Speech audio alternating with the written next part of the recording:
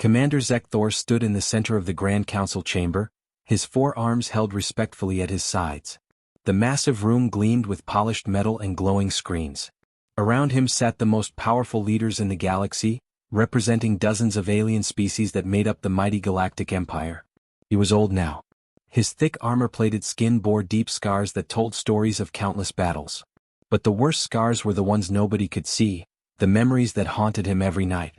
Commander Zekthor, Admiral Krenvas spoke from his elevated seat, his voice dripping with impatience. You requested this emergency session. The council is very busy. Make your point quickly. Zekthor took a deep breath. Honored council members, I have heard your plans to invade the human colonies in the Outer Rim. I am here to beg you, do not do this. Do not go to war with Earth. Several council members laughed. Others exchanged amused glances. Admiral Krenvas leaned forward, his multiple eyes narrowing. Commander, you are a decorated war hero. Your service record is impeccable. But surely you are not afraid of the humans? They are weak creatures from a pleasant little world. They have only been in space for a few decades. That is exactly why you should fear them, Zekthor said, his voice urgent. 50 years ago I fought them. It was supposed to be a minor border conflict. We had superior weapons, superior numbers, superior everything. But we barely survived. A female council member with crystalline skin spoke up. Commander, our records show that incident was a small skirmish. Your forces won that battle. We did not win, Zekthor said flatly. We retreated. There is a difference. He touched the largest scar on his chest. I led a full battalion, 3,000 soldiers. We encountered a human military outpost with maybe 200 defenders. We should have overrun them in hours.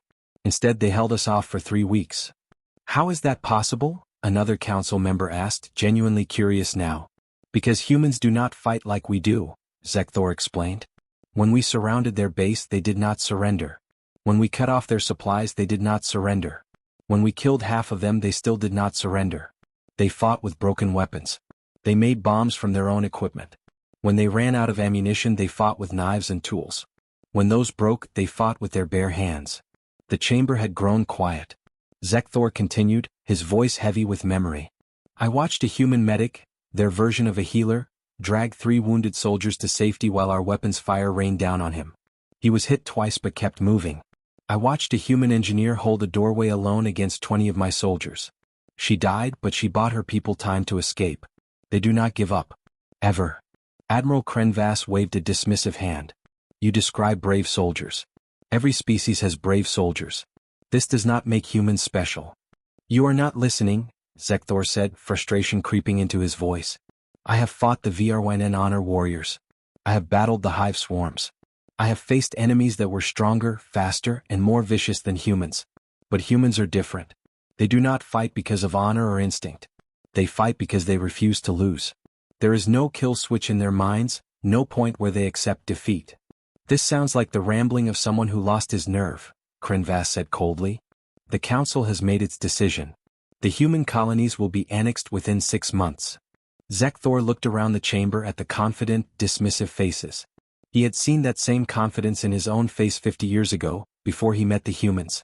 Then I have failed, he said quietly. But mark my words, you are not invading a colony. You are kicking a sleeping monster. And when it wakes up, it will not stop until you are destroyed or it is dead. And maybe not even then.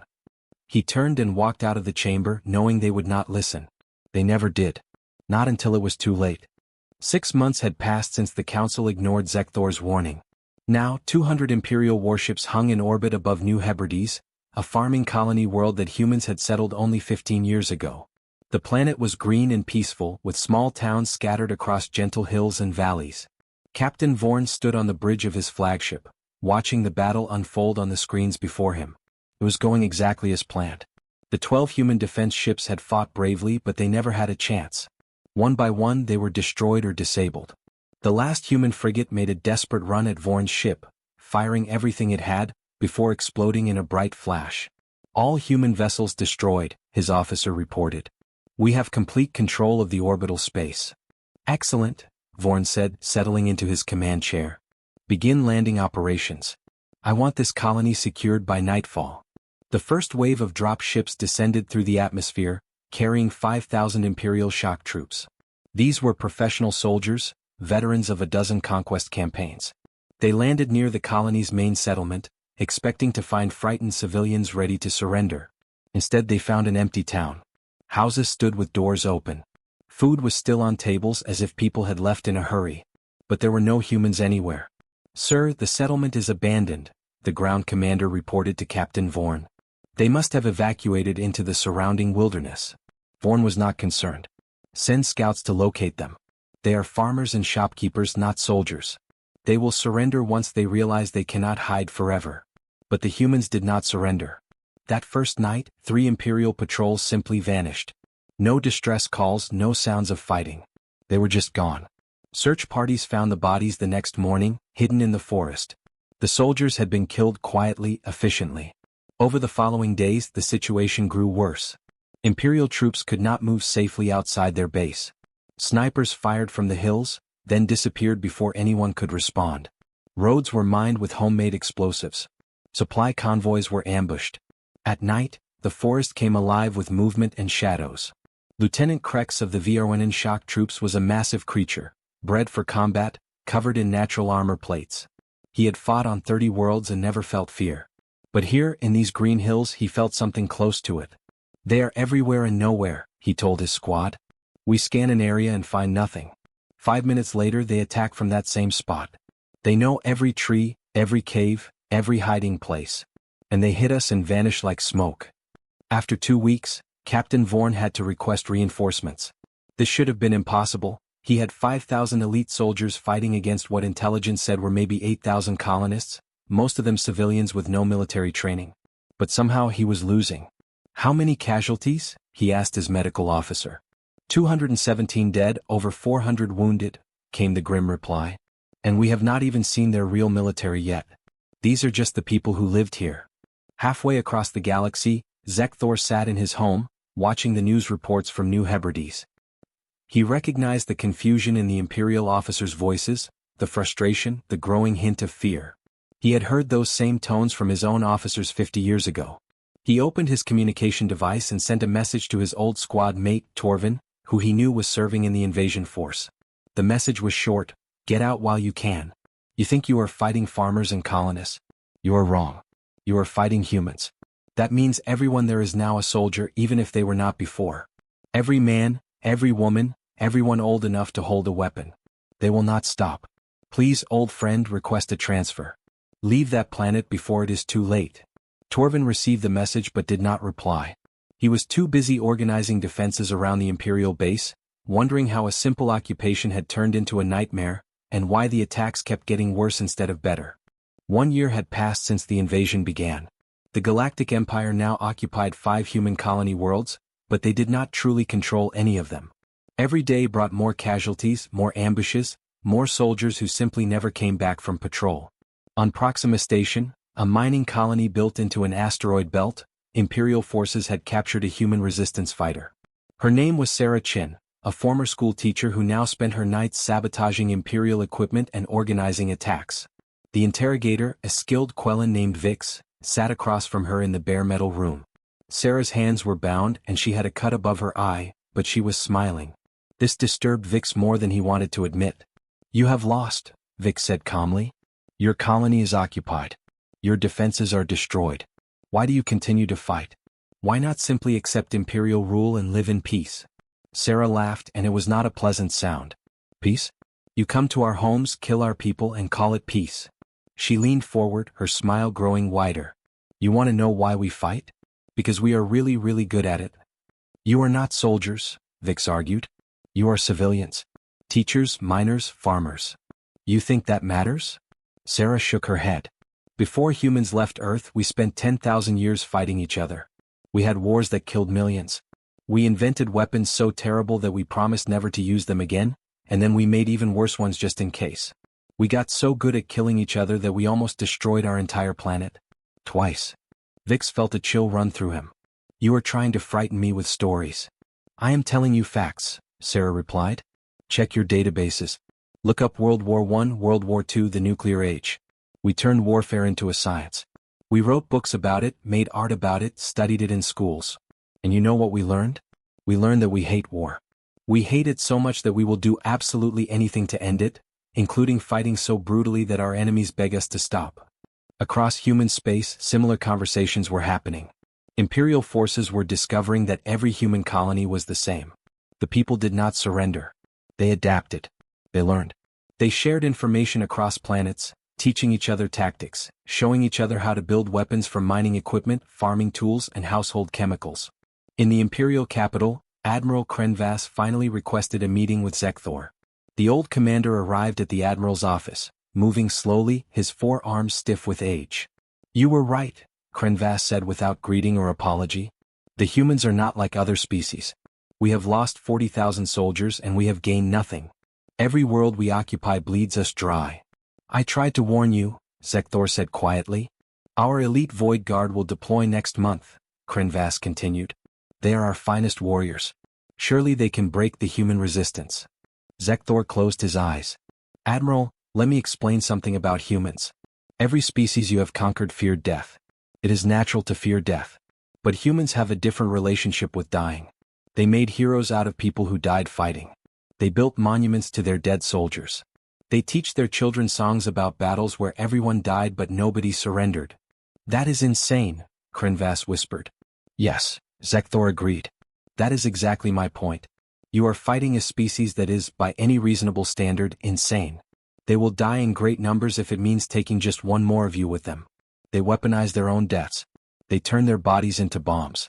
They volunteer for missions that have no chance of survival." The Admiral's face showed something that Zekthor had never seen before: genuine fear. "What do we do?" "You surrender," Zekthor said simply. "You admit defeat and retreat before they decide to bring the war to our worlds. Because, Admiral, we have not even seen Earth's real military yet. Everything so far has been colonists and militia. Their actual war fleets are still waiting." But Krenvas shook his head. "The Council will never agree. We cannot show weakness." Zekthor stood to leave. "Then you have already lost. You just do not know it yet." 18 months into the war, everything changed. The Empire's supply convoys began disappearing. Not destroyed in battle, just gone. Entire fleets vanished between star systems, leaving no wreckage, no distress signals, nothing. Then the human counterattack began. Captain Dravix commanded an Imperial dreadnought, one of the largest warships in the fleet. His ship was nearly 2 kilometers long, armed with weapons that could destroy cities.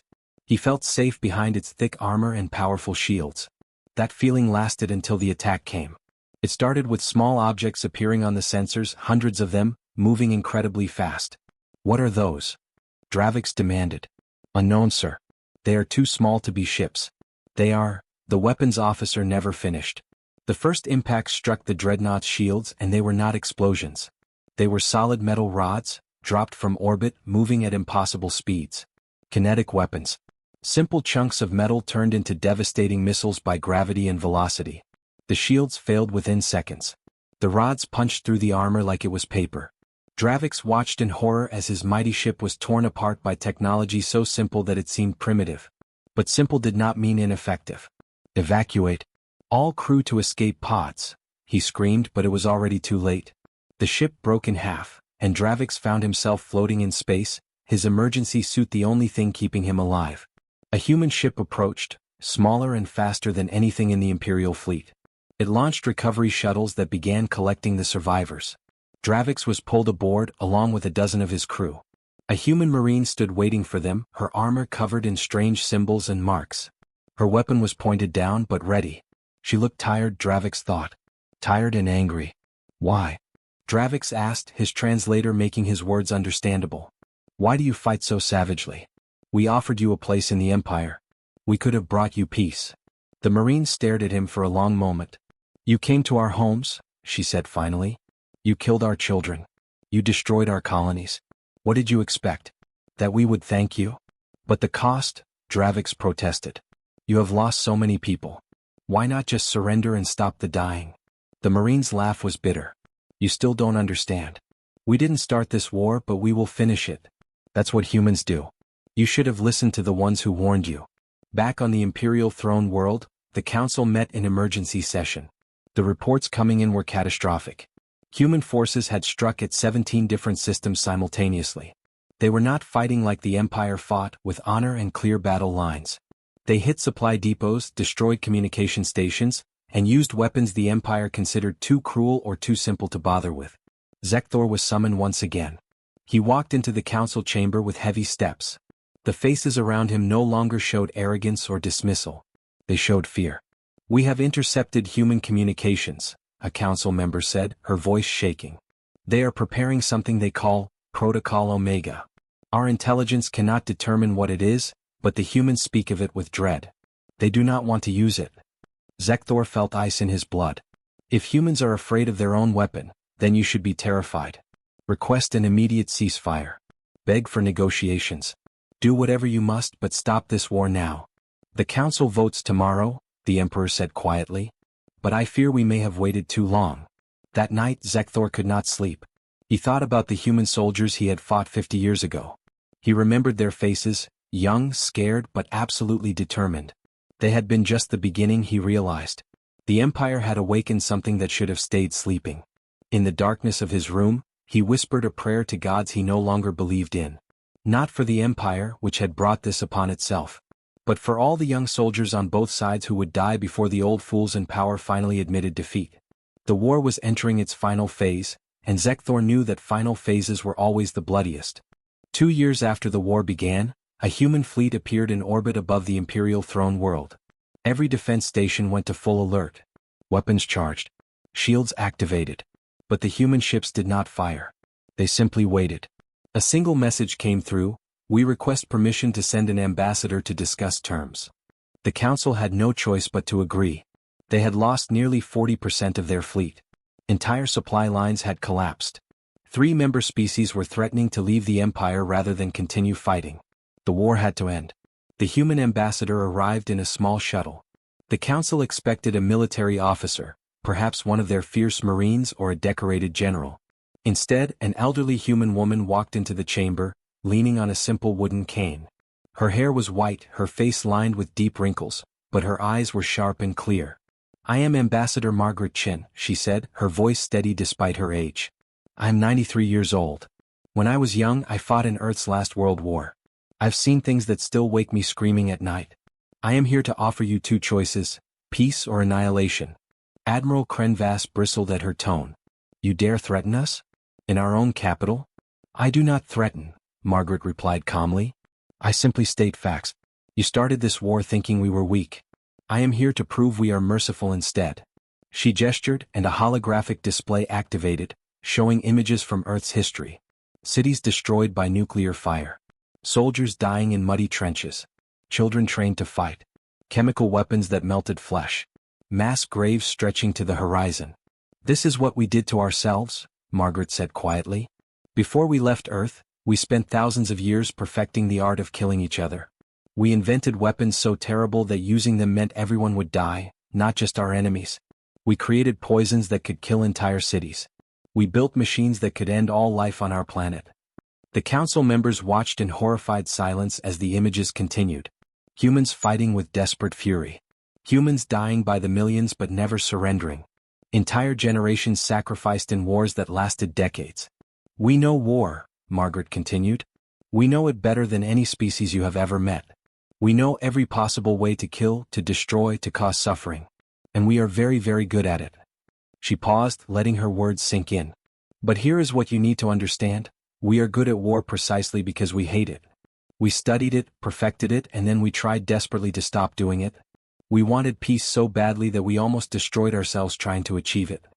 She looked around the chamber, meeting each council member's eyes. "You forced us back into the one thing we swore we would never do again. You made us remember all those terrible skills we tried so hard to forget. And now you have seen what happens when humans go to war." The Emperor, who had been silent until now, spoke. His voice was tired. "What are your terms?" "Simple," Margaret said. "The Empire withdraws completely from all human space. You pay reparations for the colonies you destroyed. You return all prisoners.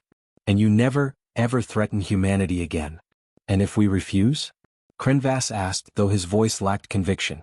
"Then we continue the war," Margaret said simply. "We bring it to your worlds. We show you what total war really means.